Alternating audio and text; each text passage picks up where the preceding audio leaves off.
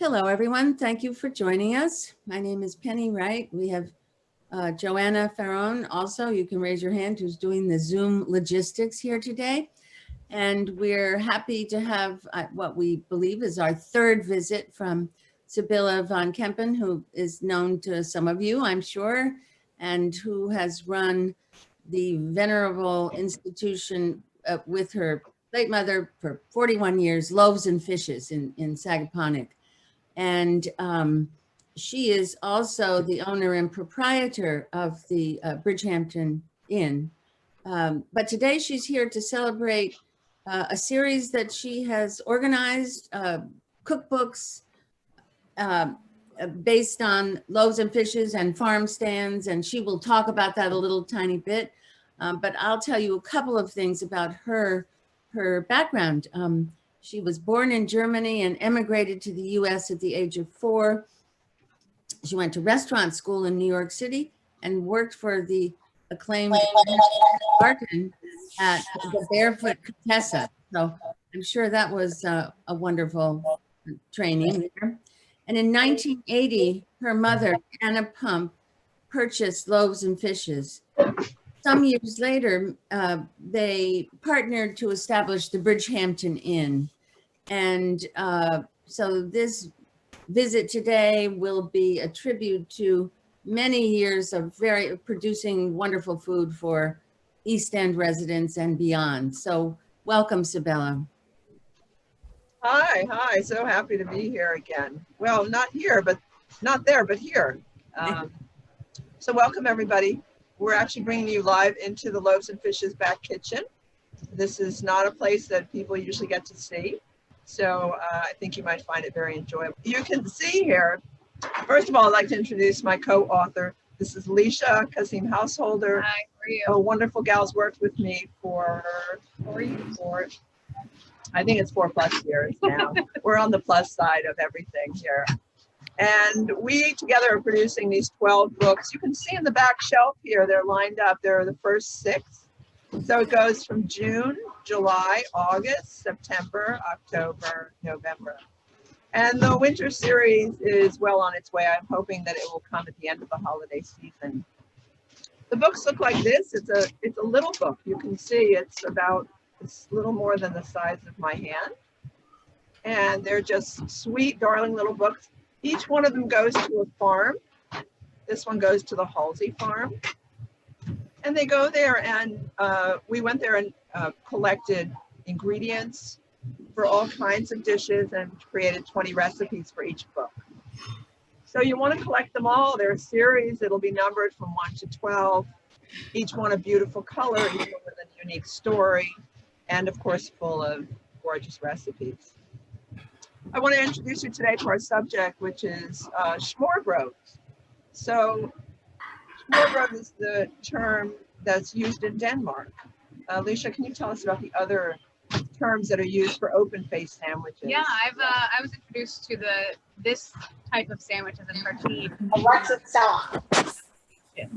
And I actually had never had a smorrebrod, which is the Danish version, until I actually came to Loaves and Fishes and we started doing them for the cookbooks and started bringing them into the store.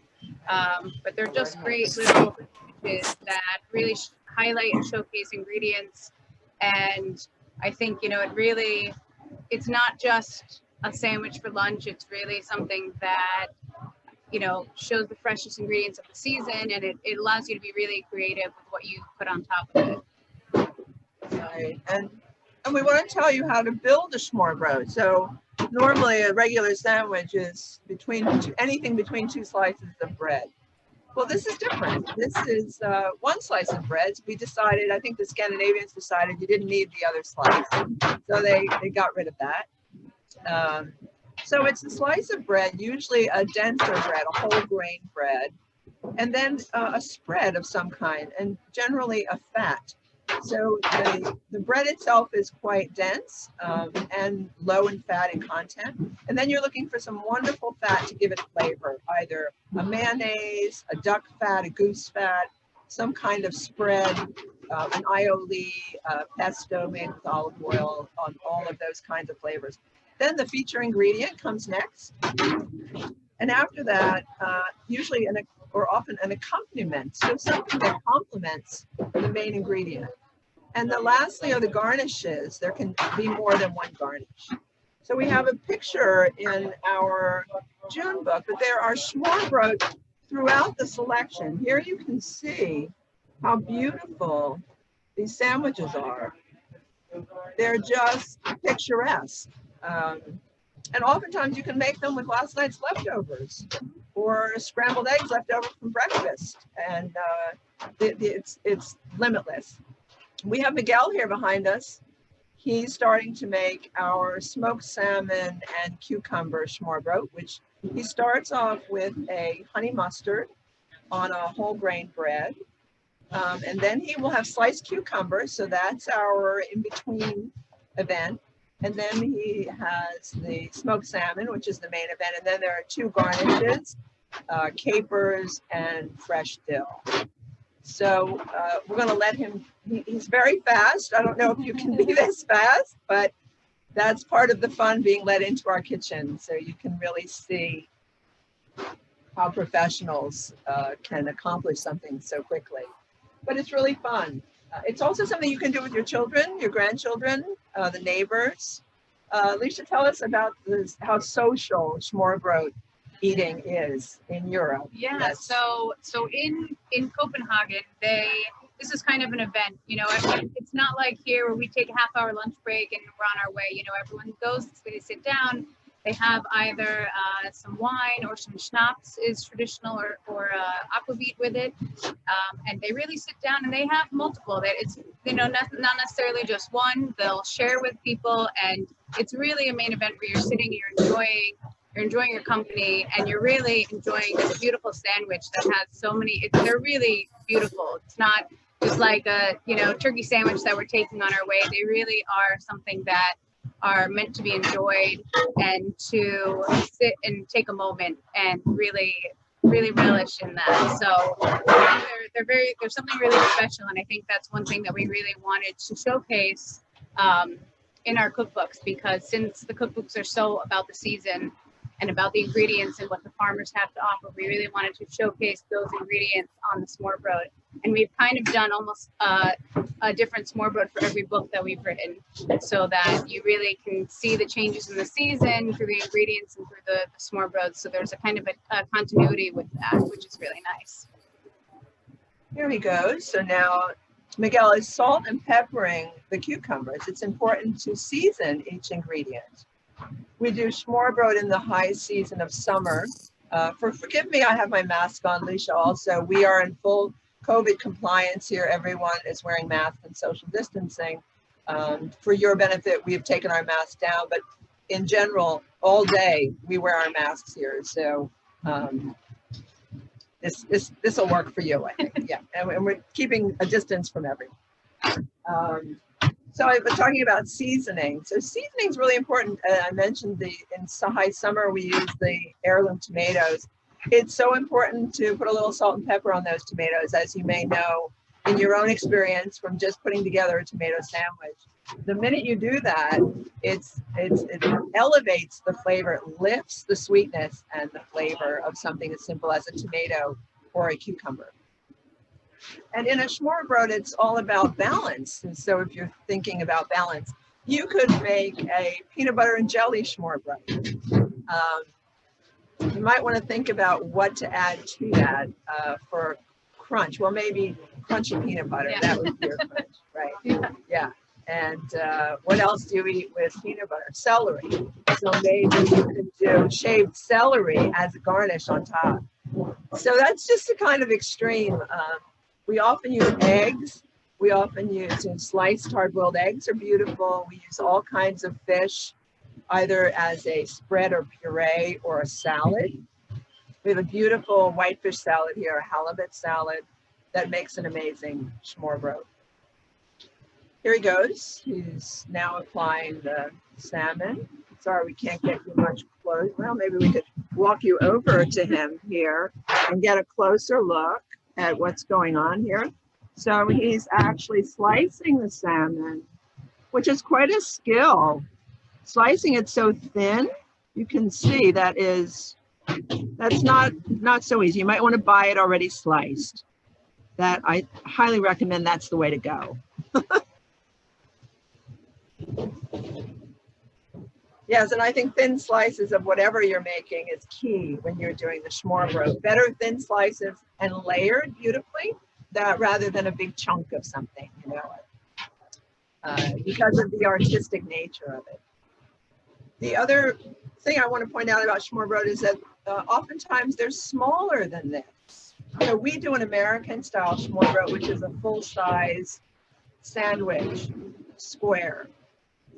In Denmark, generally, people like to have a few different Smorrebrod for their meal. So instead of having just one, they would look at a case and see the selection of Smorrebrod. There would be a fish one, a vegetable or egg one.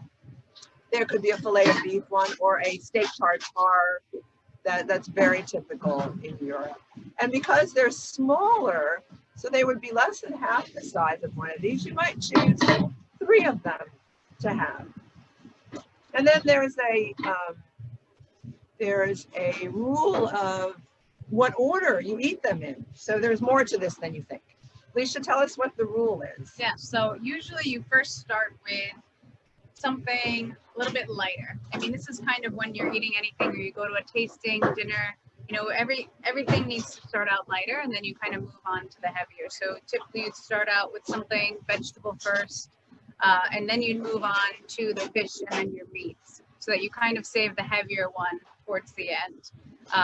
And that really is the way you would like to eat most things, so that you aren't really starting with the heaviest flavors, the heaviest ingredients first, and that you can kind of build your way up to that towards the end. So it's a nice progression of a meal, really. Yeah, and if you have something like cheese, you would do that at the end. That would be similar to a meat, a very high protein item. So how are we doing there, Miguel? Good. Why don't you tell us about how you had them as a child? Oh yeah, I have a Smorrebrod story. As a child, as you know, I immigrated from Germany on the northern border of Denmark. So I grew up with Smorrebrod all the time. That was the way we ate sandwiches. That's the way we ate supper at night. On a Sunday afternoon, we have a big meal in the middle of the day. And then Mom would make Smorrebrod out of leftovers, or she'd boil some eggs, and it was always delicious and light. So when I went to school, you know, Mom did what she did. So she sent Smorrebrod in my lunchbox. And I can't tell you how many times I was teased about that. People were like, where's the other bread? You know, you can't afford bread. What's the problem here? I mean, kids can be really mean. But I just kept eating my Smorrebrod. And then by the time I got to high school, middle school and high school, the kids started looking at my Smorrebrod and going, God, that looks really good. That looks, wow, it has crisp cucumber on it. Or you have a piece of pate with a pickle. What's going on here? So, yeah, so, you know, it's just, I think you don't understand what you don't know. And Smorrebrod is part of that. So incorporating it slowly and not shocking your friends might be a good idea. Start with some simple ingredients like the holiday coming up, Thanksgiving. Well, you know, take that turkey breast and slice it thinly and create a beautiful Smorrebrod. You have a little cranberry relish left over. You would have of course you need a little mayonnaise with turkey. Always season the turkey, little salt and pepper for sure. We actually have a recipe for it, which I'm sure you won't need a recipe for, but just as a little inspiration moving forward. That's my Smorrebrod story. Yeah. So the second garnish is going on now. Yeah.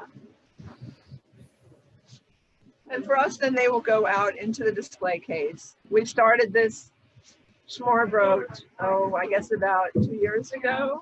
Yeah, so it's very funny. My mother, who some of you may have known, she was amazing. but she was really funny, and she was very steadfast in her beliefs. And she always said, we're not a deli and we are not making sandwiches. So people would walk in and the first thing they would say is, do you make sandwiches? And she repeated it a trillion times over. And of course, it was always no. So when I took over the business completely 5 years ago, this was just whirling in my head. And every time somebody came in, a new person didn't know our establishment, they'd say, do you make sandwiches? And every time we had to say no. And I thought, how many times do we have to say no before we give in to this? And that spring, I was in Denmark, and we were eating Smorrebrod, and the light bulb went off. And I thought, well, we can do sandwiches. We just want to do them differently. So more elegant, yeah. And who needs the extra piece of bread? You really don't need it. The stuff inside is the really good stuff, and then there's room to garnish it with some pretty crunchy things and unexpected ingredients. Whereas with a sandwich, it's all slapped together, and who knows what's in there until you take that bite. So here we are. Beautiful, thank you. Yeah, beautiful, right? We could just send it right through. Would you all like one? Yeah, there we go. That would be the easiest thing. I'm going to take this in to the case right now. And Licia's going to talk a little bit more about our books. Hi, so we actually are currently working on our spring series. This is the last trios of the 12 books that we've written. And I'm sure, like Sybille said, we are really focusing on farmers and their ingredients. And as a chef, that's one thing I've always focused on in my career, was to make sure that you're using local ingredients and you're really, highlighting what is fresh and what's available. And I think that is of the utmost importance, not only for your community to help sustain that, but also for flavor, because when you use the best quality ingredients, you don't need to add that much to it. It's really just about enhancing it and highlighting it. And I think that's what we've really captured with writing these cookbooks, is that we, do some different and creative things with what we've gathered at the farms. And it's really a celebration of food, family, and farms. And I think we've really brought all of that together through all 12 books and through the photography and the recipes. And it's really just been a celebration of all those things. And it's been such a wonderful experience to write. So I've had such a great time doing them. Yeah, we've had such a great time. We have. I don't know if you I stepped off for a minute, but if you talked about the relationship with the farmers. Right. I'm sure you all have a relationship with your closest farm stand or where you frequent fresh ingredients. I think that's the key. A lot of what's happened with the pandemic, it's sort of a silver lining. We all have a little more time. The commuting is gone, staying at home, all that extra time you're spending getting back and forth to work.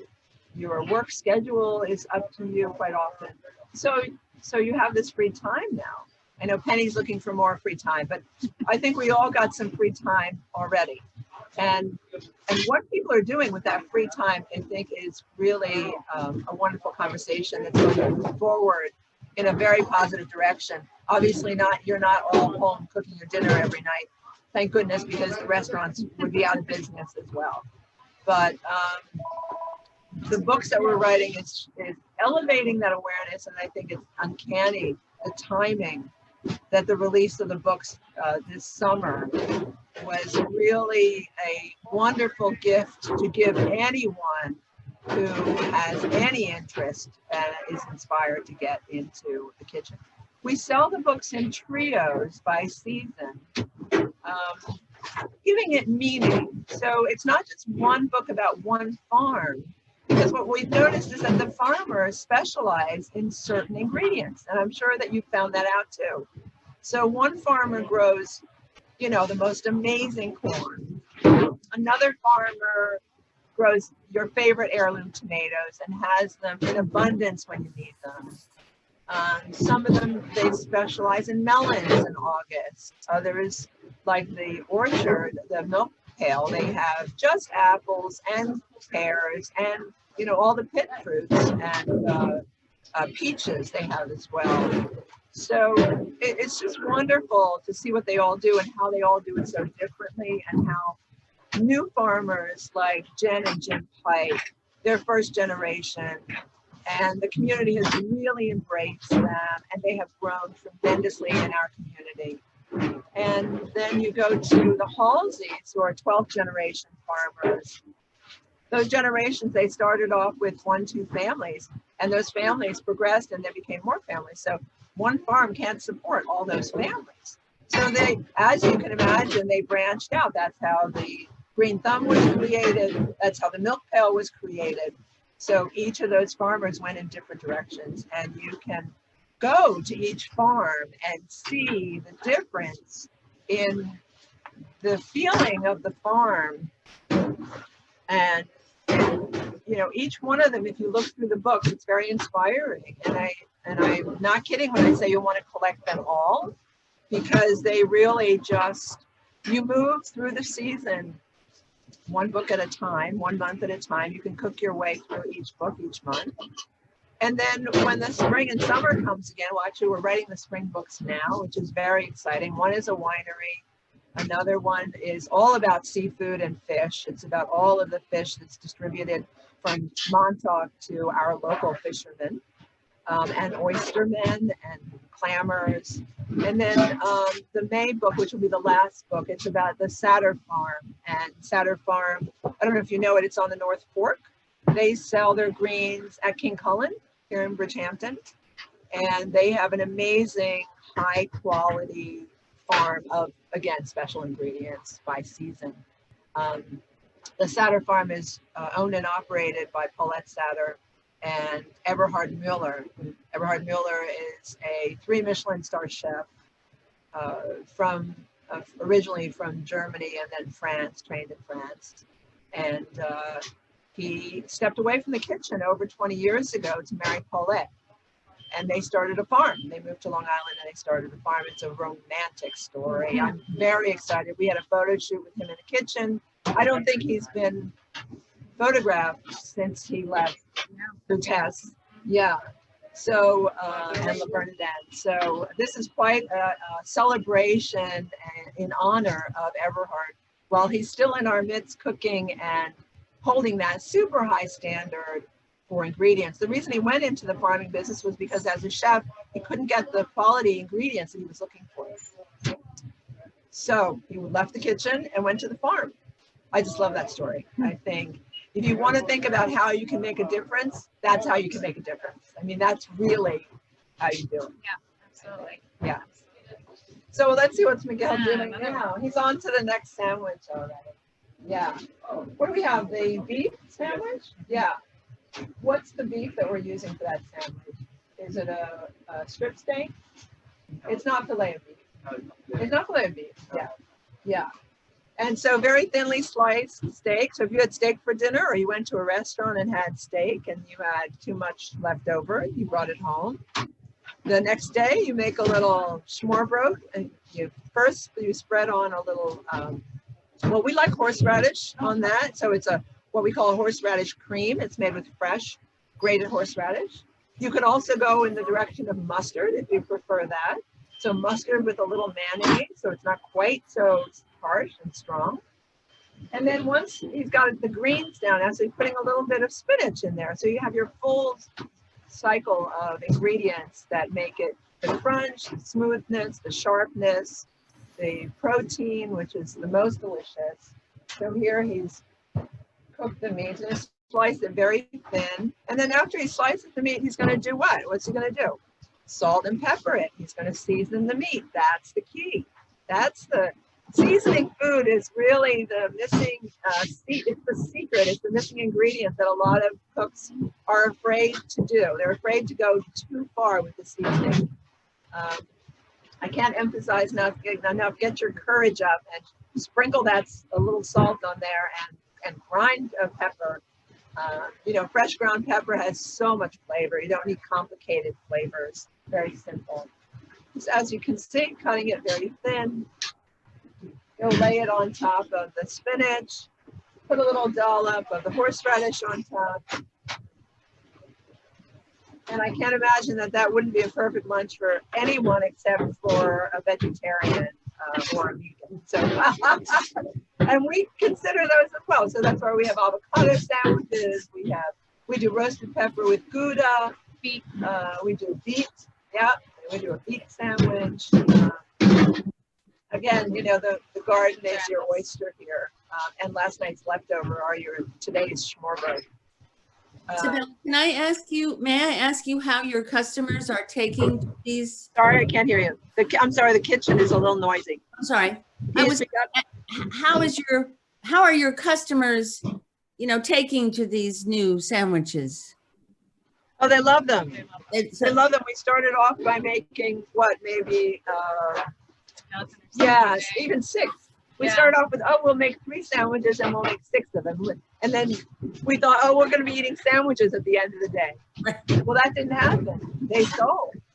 And then we started, and we kept the same 3 sandwiches for weeks. And then we were like, no, we have to change that up. We need some variety in our flavors. So we started every week. So I make a new menu every week here. Every week the salads change, the soups change. We can never get bored. Right. And so the sandwiches had to change as well. So we always do the smoked salmon because that's number 1. Everybody loves that sandwich. And the other 2 are in rotation. So and we always have 3 sandwiches, whatever they are for the week. That's our special. Oh, So you can plan your afternoon skull or your toast or your prost or your schnapps or your aquavit, whatever.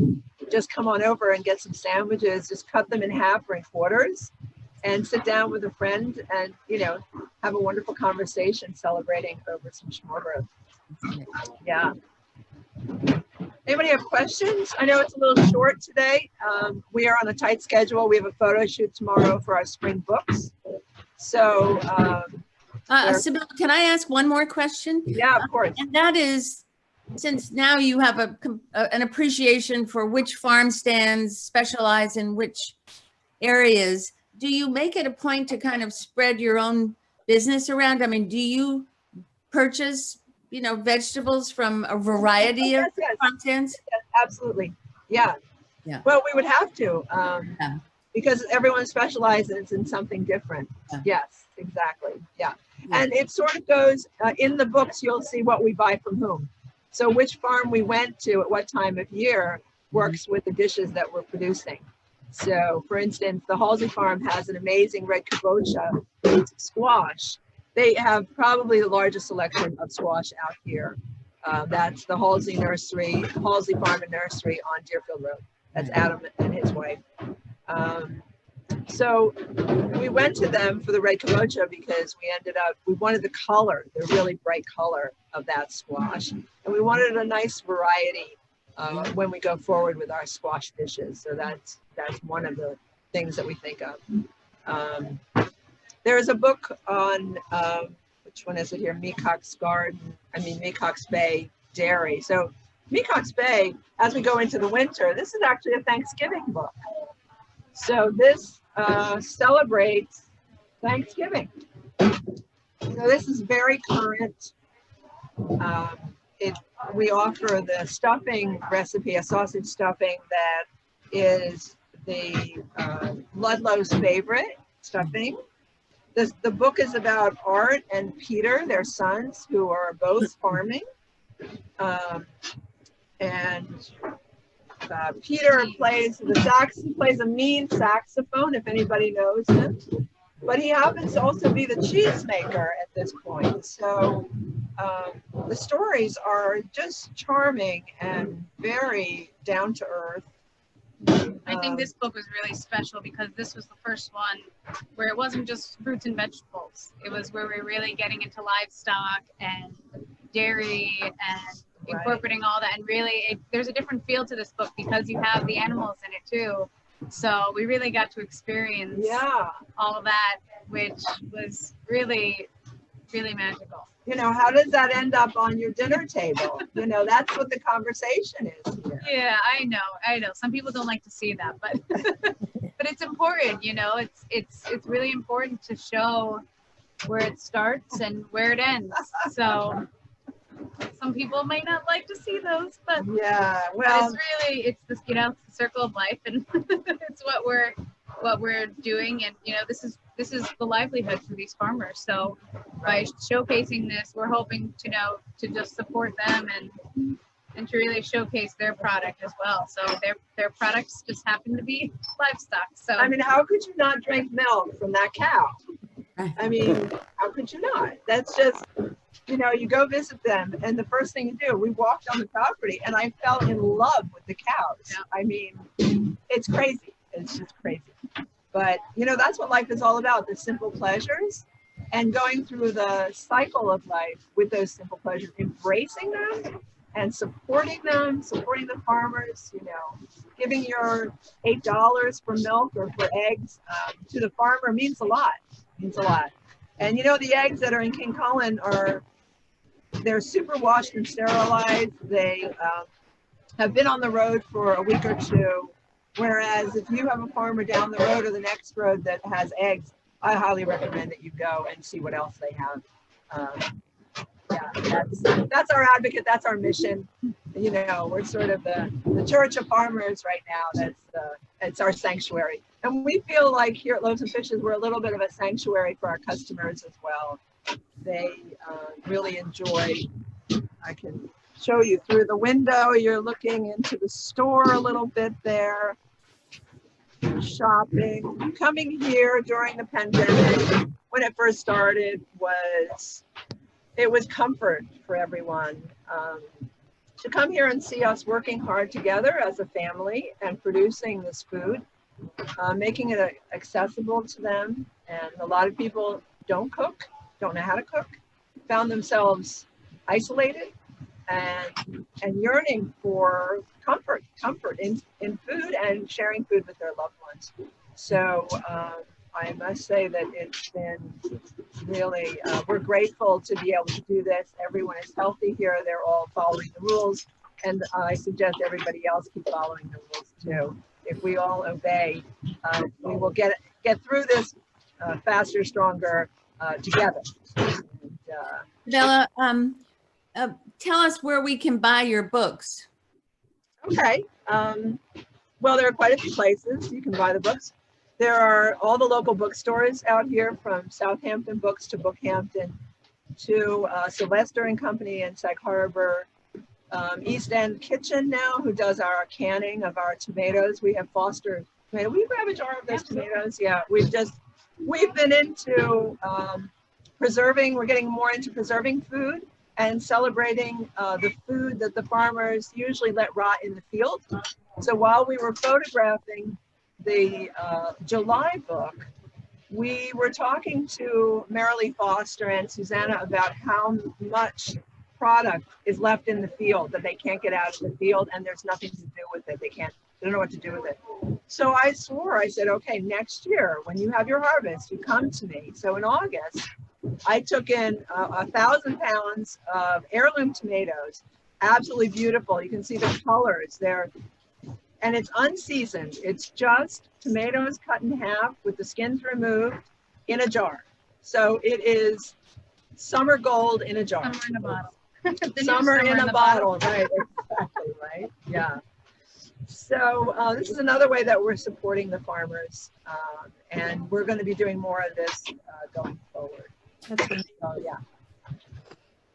Oh, where can you get the books? So, well, you can get them right here at Loaves and Fishes in Sagaponack. That's where we are. We are in beautiful Sagaponack. I don't know if I can share with you. We have a picnic table outside. If you can see, we're right here on Sag Main Street. And of course you can come. We have all the books. And we also have our Bridgehampton Inn book and all the books that my mother wrote. So, you know, lots of fresh recipes. We'll never run out of recipes if you hang in there with us. Where else? At our Loaves and Fishes cook shop, if you need anything, any kind of tools, equipment, baking. We've been selling a ton of baking equipment this whole summer, again in the spring and the summer. Lots and lots of pots and pans. Folks have been moving into rentals and having homes that were just summer homes and now they're their full-time residents, and they didn't have proper cookware. So it was wonderful. We were here. It's instant gratification. You don't have to go online. You don't have to search it. You can feel the weight of it, and you have personal service. So cooking is something that you might want to confer with someone who knows something about what you're about to purchase. And that's where you can rely on us in the cookware shop to share that with you, and you can rely on your farmers. So come to your farmers with questions. You'd be amazed their expertise in so many ways. Great. Yeah. Sybille, before you can find our books as well. Loavesandfishes.us. Oh yes, and our website. So we have a family website. It's called loavesandfishes.us. Us, all of us. That's what it's called, loavesandfishes.us. So it's not .com. Don't get confused. It's .us. And if you go on there, all our businesses are on there, and you have a shop books. But enjoy the site because there's a lot to see, and it can let you know what we're doing. Our Instagram feeds are live on there. There's a lot going on. So just by going to that family site, you can really remain current with us. And give us your email address and you'll get our updates on when the new books are coming out. The fall books, again, the winter books will be at the end of December. That's great. Yeah. Sybille, I know we don't want to keep you too much longer, but I want to tell you that we're so grateful to you, not just for coming today to do this wonderful program. Now we all want to rush out and come to your place and buy one. Oh, I hope so. Yeah. But just because of that you are such a treasure on the east end of Long Island, and you deserve so much thanks for doing what you've done to bring great food to so many people. So I'm sure we all really thank you for that as well. Well, thank you. Yeah, so spread the word. I know we don't have a lot of visitors today, but spread the word. And I guess, Joanna, are you filming this? Yes. So yeah, so we'll look forward to seeing everybody in Right. Loaves and Fishes for sure. Just Or on the farm stand. You know, the farm stands are open in the winter too. Some of them, the ones with animals. right. So they have milk and eggs, and they make cheese. The Goodale Farm on the North Fork, they're open all winter long. They have the winter CSA. So, and I know Marilee Foster is just starting their CSA for the winter as well. So there's something else. It's winter farming. So watch out for that as well. I wanted to also mention, just speaking of farming and gardening and so forth, Scott Chasky. I'm sure you probably know him. He was the farmer at Quail Hill Farm, Scott Chasky. Right. The Peconic Land Trust, Quail Hill Farm. He is speaking via Zoom through the library today at 5:30, talking about the symbiotic relationship between people and the earth. So as a side note, some of you may want to go to. Fabulous. Yeah, fabulous. I don't know if there are any more comments or questions, but Joanna, do you see any? This was wonderful. Thank you. Enjoyable. That's from Susan. Rachel sends you heart. Yeah. I have to say, I grew up in Poland, so we ate open-faced sandwiches for breakfast, for dinner. Oh, you did? A huge part of our culture. And do you do it now as well? Yes, definitely. Yeah. And I'm a vegetarian, that's why my face. But like you can get so creative with hummus, Right. with all the deep spreads and whatnot. So Right. thank you for a few of the ideas. I love the beet version. I'll Right, definitely right. be making that. Great. So when this pandemic is all over, maybe in the late spring or early summer, we'll have a Smorrebrod workshop, and we can all make Smorrebrod together. Yeah. That's a great Thank idea. you, everybody.